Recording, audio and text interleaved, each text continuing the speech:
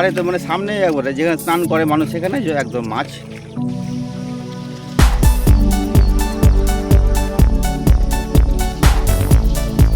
নমস্কার সকলকে, নতুন আরেকটি ভিডিওতে আপনাদের সকলকে জানাই স্বাগত। আজকে আমি চলে আসলাম একটি আদিবাসী গ্রামে। এখানে দেখে নেব কিছু মানুষ, তারা কিন্তু সামনে একটি বিশাল একটি পুকুর আছে, সেই পুকুরে কিন্তু তারা কী ধরনের কী মাছ ধরছে সেগুলো কিন্তু তুলে ধরেছে আজকে ভিডিওতে। আর জেনে নেব তাদের যে এটা কি তাদের রুজি রোজগারের একটি মাত্র উপায়, না তারা অন্য কোনো উপায়ে রোজগার করে থাকেন। প্রত্যেকটা জিনিস কিন্তু থাকবে আজকের আমার এই ভিডিও, তাই ভিডিওটা আপনারা কেউ মিস করবেন না। পুরো ভিডিও দেখার জন্য আপনাদের অনুরোধ রইল।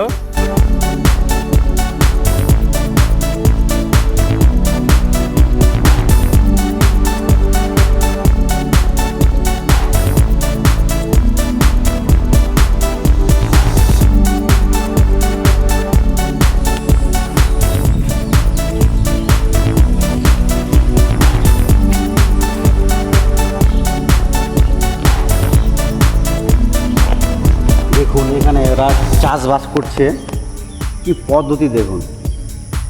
এই যে উপরে পলিথিন দিয়ে দিয়েছে, ভিতরে কিন্তু মাটি আছে। আর এই যে এখান থেকে এই যে এই গাছগুলো কিন্তু বের আছে দেখুন। এই যে সিস্টেম দেখুন, আধুনিক পদ্ধতি, বৈজ্ঞানিক পদ্ধতিতে কিন্তু এখানকার এলাকার মানুষ চাষবাস করছেন। দেখুন সত্যি নজর কাড়ার মতো।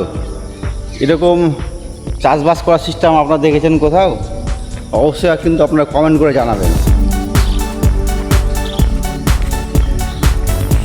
দেখছেন, বাপরে কি বুদ্ধি কি মানুষের! আমি কিন্তু জীবনে কোনোদিনও এরকম দেখিনি, প্রথম দেখলাম যে এই সিস্টেমেও এত কিছু চাষবাস করা যায়। সত্যি অবাক করার মতো।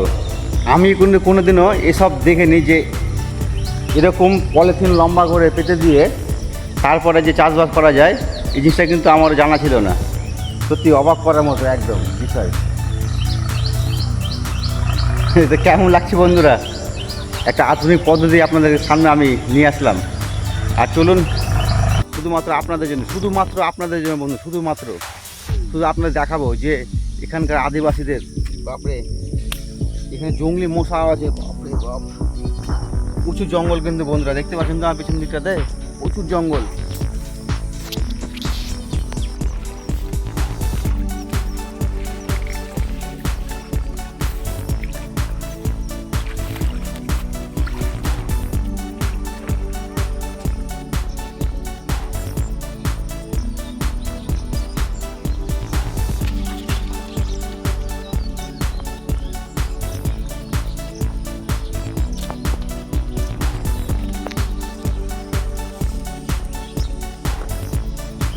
দেখতে পাচ্ছেন ওইখানে কিছু মহিলা, তারা কিন্তু মাছ ধরছেন। কিন্তু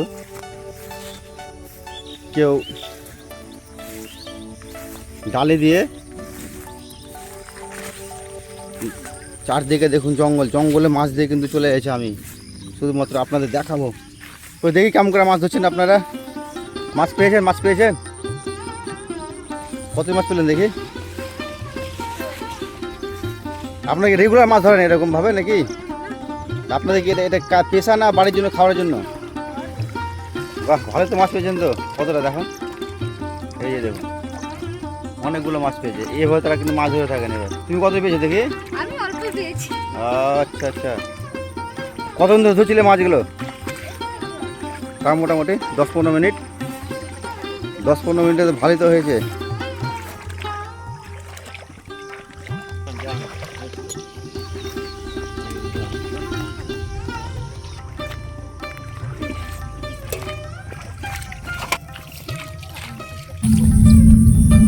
ঘাটের কিনারাতেও হাত দিলে নাকি মাছ পাওয়া যাচ্ছে। দেখুন কি আশ্চর্য ব্যাপার না?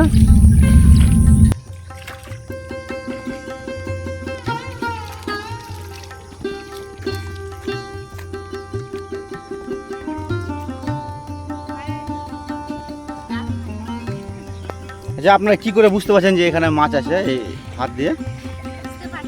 হ্যাঁ, কীরকম আইডিয়া, মানে কতদিন ধরে ধরছেন এই মাছগুলো এরকমভাবে? ওই জন্য আপনার আইডিয়া করতে পারছেন যে এখানে মাছ আছে, তাই তো? ভালোই তো আইডিয়া হয়েছে আপনাদের। সে তো একবারে ধারে, একবারে জলের ধারে, তো মানে সামনে একবারে যেখানে স্নান করে মানুষ সেখানে যে একদম মাছ, অবিশ্বাস্য একবারে। এই দেখুন, এই দেখুন আধুনিক পদ্ধতি, মানে আধুনিক না, মানে নিজের মাইন্ড ওরা বুঝতে পারছে যে মাছগুলো ধরছে, মানে কোথায় মাছ আছে কিনা ওদের একদম আইডিয়া হয়ে গেছে। যেহেতু তারা ছোটো থেকে, আপনার ছোটো থেকে মোটামুটি এটা একটা কাজ করার অভ্যাস আছে, তাই তো? হ্যাঁ, ছোটো থেকে একটা অভ্যাস আছে ওদের, ওই জন্য সহজে ওরা বুঝতে পেরে যাচ্ছে যে এখানে মাছ হতে পারে। টার্গেট একটা টার্গেট মাছের, এই যে একদম ধারে, একদম জলের ধারে একদম, মানে যেখানে লোক স্নান করে রেগুলার সেখানে কিন্তু ওরা হাত দিছে আর মাছ পেয়ে যেতে। এই দেখেন একদম কি আইডিয়া।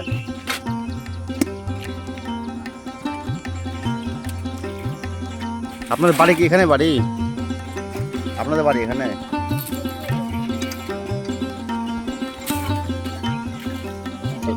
তো দেখতে পেলেন যে তাদের মাছ ধরার পদ্ধতি কেমন লাগলো বন্ধুরা, অবশ্যই কিন্তু কমেন্ট করে জানাবে আমাকে তাদের মাছ ধরার পদ্ধতি।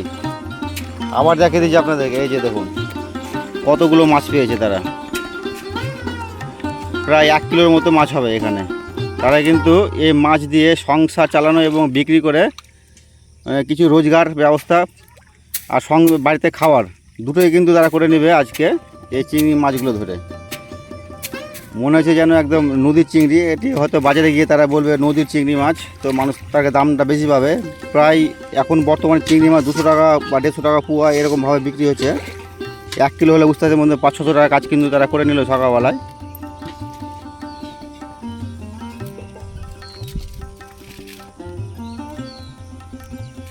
চললেন?